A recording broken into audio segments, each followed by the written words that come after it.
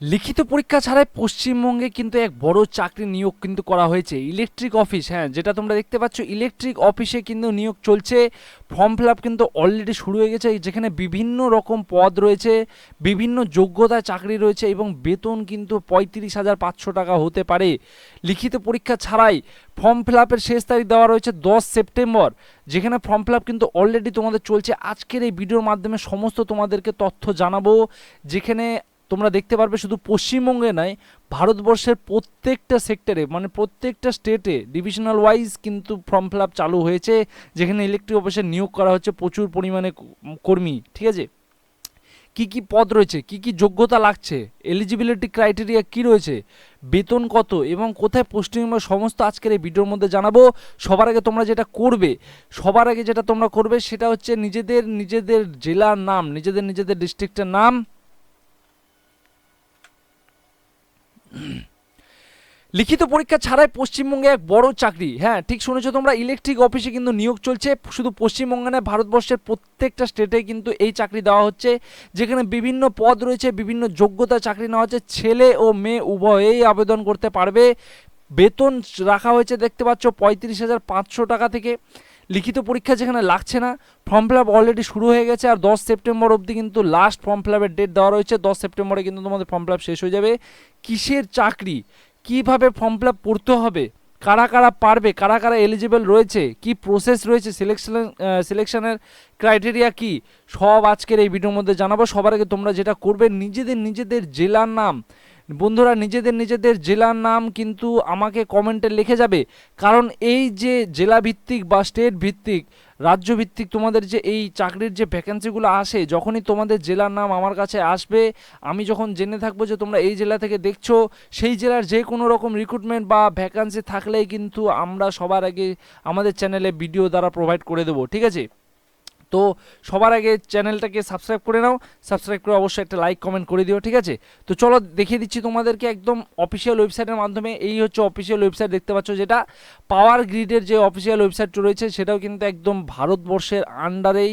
এখানে দেখতে পাচ্ছ রাজস্থান, হরিয়ানা, দিল্লি হরিয়ানা, জম্মু কাশ্মীর, উত্তরপ্রদেশ, উত্তরাখণ্ড, বিহার, ওয়েস্ট বেঙ্গল, সিকিম, অরুণাচল প্রদেশ, আসাম, মণিপুর, মেঘালয়া, ত্রিপুরা থেকে যারা দেখছো তারাও দেখতে পারো। তো প্রত্যেকটা কিন্তু আলাদা আলাদা পিডিএফ দেওয়া হয়েছে। দেখো, যেহেতু আমি ওয়েস্ট বেঙ্গল থেকে ভিডিওটা বানাচ্ছি, ওয়েস্ট বেঙ্গলের জন্য বানাচ্ছি, তো আমি অলরেডি তোমাদের জন্য কিন্তু এখান থেকে পিডিএফটা নিয়ে রেখেছি, যেখানে দেখতে পাচ্ছ। এখানে আমি ডাইরেক্ট পিডিএফে চলে যাচ্ছি এবার আলোচনার মধ্যে।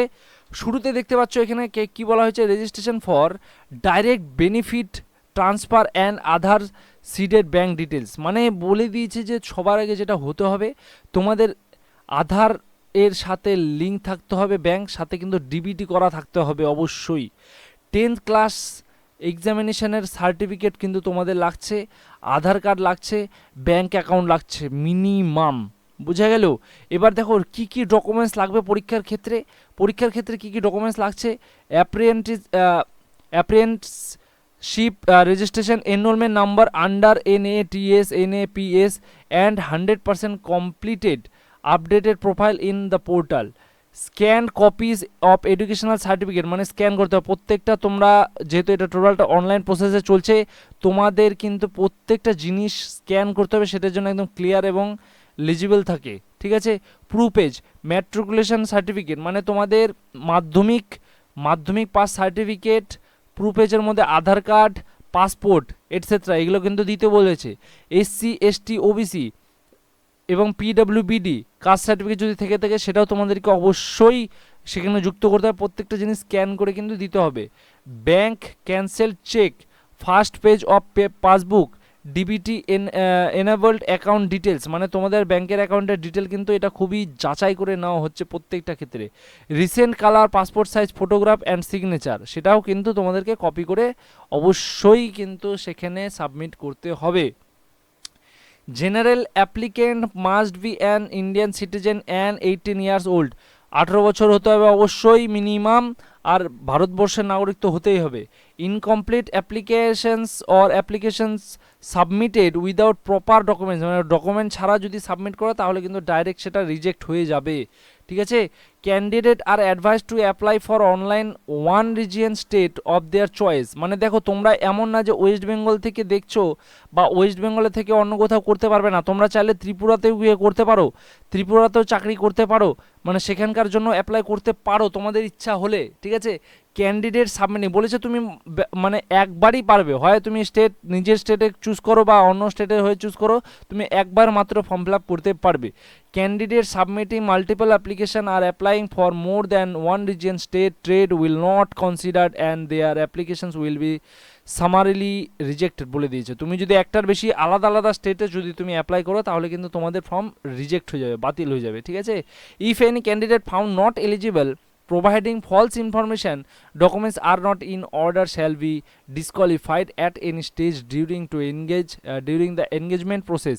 যদি তোমরা কোনো রকম ফলস ইনফরমেশন দাও, দেখা গেলো তোমাদের কাস্ট সার্টিফিকেট অ্যাকচুয়ালি নেই কিন্তু তোমরা কাস্ট সার্টিফিকেট মানে জালি কিছু দিয়েছো, সেই ক্ষেত্রে কিন্তু তোমরা একদম পুরোপুরি ডিসকোয়ালিফাই হয়ে যাবে, ঠিক আছে।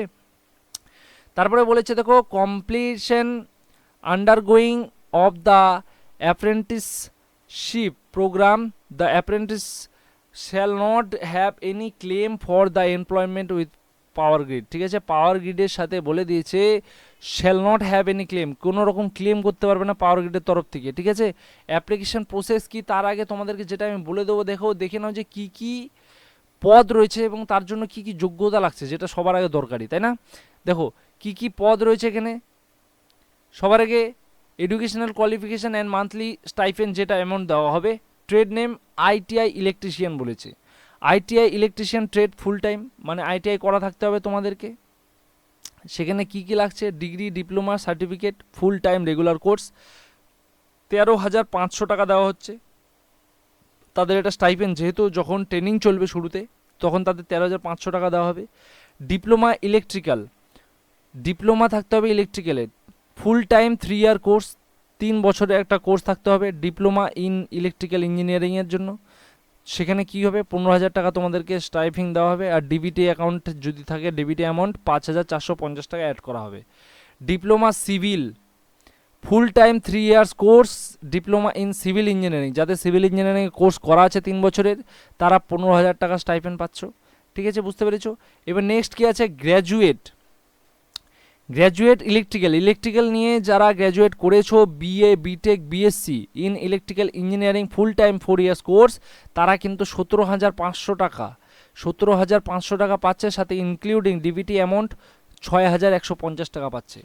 গ্র্যাজুয়েট সিভিল, যারা সিভিল নিয়ে পড়েছো গ্র্যাজুয়েট করেছো BE BTech BSc engineering in civil engineering full time 4 years, তাদের জন্য 17,500 টাকা ইনক্লুডিং 6,150 টাকা DBT amount. Payment of additional 2,500 in case no company accommodation is provided availed, বোঝা গেল। এবার দেখে নাও এলিজিবিলিটি ক্রাইটেরিয়া কি। এলিজিবিলিটি ক্রাইটেরিয়াতে বলেছে দেখো ডিটেল টার্মস আর কন্ডিশনস, এলিজিবল পাওয়ার গ্রিডের তরফ থেকে ক্রাইটেরিয়াতে বলেছে candidate who possesses educational qualification as mentioned above and passed, মানে উপরে যেগুলো দেওয়া হলো ডিটেল সেগুলো যদি তাদের করা থাকে, date of result of final examination within 2 years from the closing date of application, মানে যখন তোমরা এই অ্যাপ্লিকেশানটা ভরবে তার মিনিমাম 2 বছর আগে যাদের এই কোর্সগুলো কমপ্লিট হয়ে গেছে তারাই কিন্তু পারবে। অ্যান্ড আর মেডিকেলি ফিট, যারা মেডিকেলি ফিট আছে per the provisions of the apprentice act 1961 are eligible to apply for apprenticeship in power grid, বোঝা গেল, তারা কিন্তু পারবে একমাত্র। তার মানে বোঝা যাচ্ছে যাদের আইটিআই আছে বা ইলেকট্রিক্যাল ইঞ্জিনিয়ারিং আছে বা সিভিল ইঞ্জিনিয়ারিং আছে তারাই একমাত্র এটা অ্যাপ্লাই করতে পারছো। Candidate are not eligible to apply for the apprenticeship in any of the following cases awaiting the result, যারা রেজাল্টের জন্য অপেক্ষা করছো তারা কিন্তু পারবে না। Not completed the 18 years of age, তারা পারছো না, মানে 18 বছর না হলে পারবে না। যাদের রেজাল্টের জন্য অপেক্ষা করছো, মানে এক্সামিনেশন দিয়ে দিয়েছো রেজাল্ট আসেনি, তারাও পারবে না, ঠিক আছে। মিনিমাম তাদের রেজাল্ট বেরোনোর 2 বছর পর তারা পারছে, মানে যাদের হয়তো 2 বছর আগে কমপ্লিট হয়ে আছে সব সার্টিফিকেট আছে তারা পারবে অ্যাপ্লাই করতে। Have already undergone or are currently undergoing apprenticeship training in any organization for any duration. এর আগে যদি কোথার থেকেও তোমরা এরকম ট্রেনিং নিয়ে থাকো এনি অর্গানাইজেশন মানে আলাদাভাবে, সেটাও যদি থেকে থাকে সেই ক্ষেত্রেও কিন্তু তোমাদের চান্স না হওয়ার সম্ভাবনা বেশি। Having more than 1 year of job experience যদি তোমাদের জন্য থেকে থাকে, মনে করো এর আগে জব করেছো বা এরকম কিছু, তারা এই ট্রেনিং পিরিয়ডের জন্য অ্যাপ্লাই করতে পারবে না। বোঝা গেল? এবার প্লিজ নোট বলেছে, দেখো এখানে ভালো জিনিসগুলো দেখে নাও। Candidate must possess the requisite full-time regular degree diploma qualification in their respective area by a recognized institute university। বলেছে তোমাদের রিকগনাইজড ইউনিভার্সিটি বা ইনস্টিটিউট থেকেই করতে হবে, শুধুমাত্র যে প্রাইভেট যেগুলো হয়তো বা ভারত সরকারের দ্বারা লিঙ্কও নেই সেখান থেকে তোমরা সার্টিফিকেট নিয়ে আসলে সেগুলো কিন্তু অ্যাপ্লাই করা যাবে না। বোঝা গেল? এবার candidate holding A qualification acquired through part time কোরেসপন্ডেন্স distance education online mode R not eligible. এবার কেউ যদি ডিস্টেন্সে ইঞ্জিনিয়ারিং কমপ্লিট করতে হয় তাদের ক্ষেত্রে কিন্তু সম্ভব নয়। Candidate should have completed their required qualification within 2 years from the application. আমি বললাম এর আগেও যে মিনিমাম, তার মানে তোমাদেরকে বলা যাচ্ছে যে 11/9/2024 আগে অবধি যাদের যাদের কোয়ালিফিকেশনগুলো কমপ্লিটেড আছে, মানে যাদের ডিপ্লোমা করা কমপ্লিট আছে বা গ্র্যাজুয়েশন কমপ্লিট আছে, তারাই একমাত্র এটার জন্য এলিজিবল, তাছাড়া কিন্তু পারবে না। বোঝা গেল? The date of the result declaration publication must be clearly mentioned on the marksheet certificate. If not supporting documents must be uploaded. The percentage of marks should be clearly stated in the final consolidated marksheet certificate। মানে এখানে বলে দিচ্ছে মার্কশিটের মধ্যে কিন্তু প্রপারভাবে final মানে তোমাদের percentage কিন্তু উল্লেখ থাকতে হবে। If not equivalent percentage conversion letter issued by the institute university must be uploaded. সেটা আলাদা করে তোমাকে সেই ইনস্টিটিউট বা ইউনিভার্সিটি থেকে কিন্তু সেখান থেকে আপলোড করাতে হবে। ঠিক আছে? The required area of specialization should be mentioned in the degree diploma mark sheet certificate. If not, a certificate letter from the institute university stating the specialization must be provided. তো এই ছিল তোমাদের eligibility criteria. Required কী কী document আমি already বলে দিয়েছি। Application process কী আছে দেখে নাও। Interested candidate who fulfil the above mentioned eligibility criteria may submit their application as below.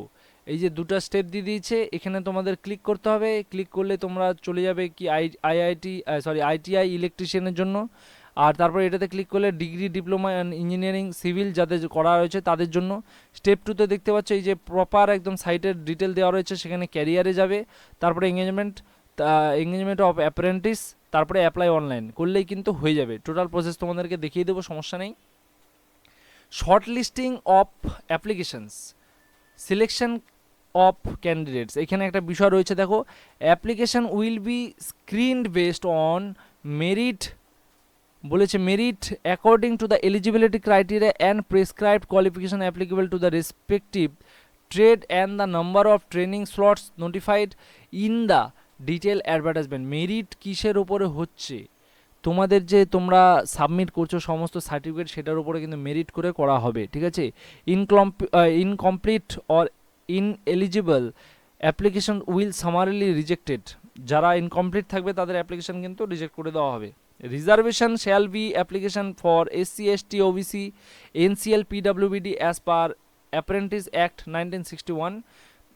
মানে এখানে এসসি এসটি ওবিসিদের জন্য সেইভাবে আছে ঠিকই, এখানেও তোমাদের জন্য মানে আলাদা করে রিজার্ভেশন আছে, কিন্তু সেরকম পরিমাণে নেই। ক্যান্ডিডেট শ্যাল বি কল্ড, এগুলো দেখো অত ডিটেলে তো যাওয়া যাবে না, নাহলে ভিডিও অনেক বড় হয়ে যাবে। তোমাদেরকে আমি ডিটেল দেখিয়ে দিলাম কোথার থেকে পিডিএফটা নিতে পারবে, তোমরা সেখান থেকে নিয়ে নেবে। ঠিক আছে? অ্যাপ্রেন্টিসশিপ ট্রেনিংয়ের মধ্যে কী কী দেওয়া আছে দেখো। স্টাইফেন দেওয়া হবে, ডিউরেশন টাইম কী কী আছে, ট্রেনিং লোকেশন কোথায় কোথায় হবে সব প্রপারভাবে বলে দেওয়া আছে।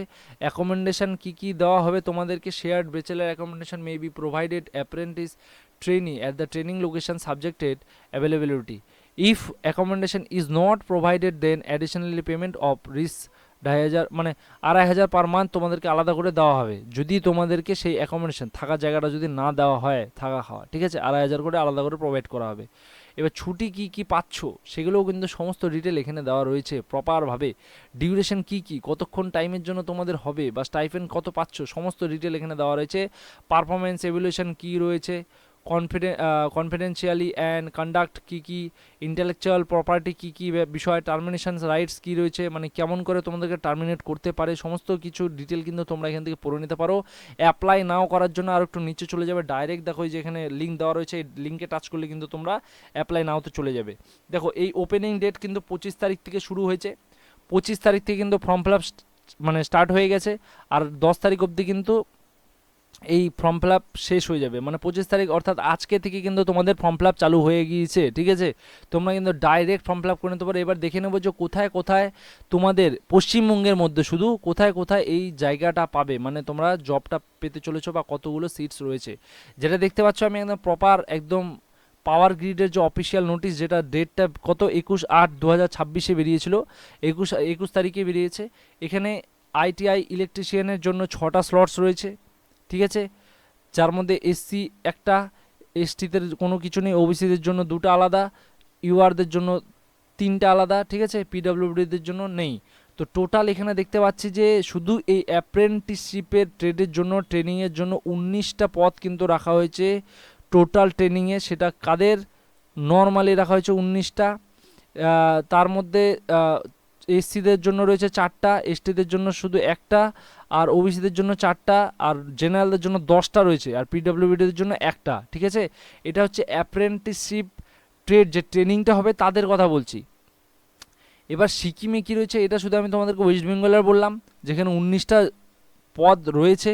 আর স্টেট সিকিম রিজিয়নে কি রয়েছে, সিকিম রিজিয়নে ডিপ্লোমা ইলেকট্রিক্যাল আর গ্র্যাজুয়েশন মিলিয়ে টোটাল 2টাই রয়েছে, শুধু 2টাই পদ কিন্তু ফাঁকা রয়েছে। দ্য নাম্বার অফ, এখানে বলে দিচ্ছে reservation for persons with benchmark disabilities, সেখানে একটা দেওয়া হচ্ছে। নেম অফ পোস্ট তো আমি অলরেডি তোমাদেরকে বলে দিয়েছি কী কী পোস্ট রয়েছে।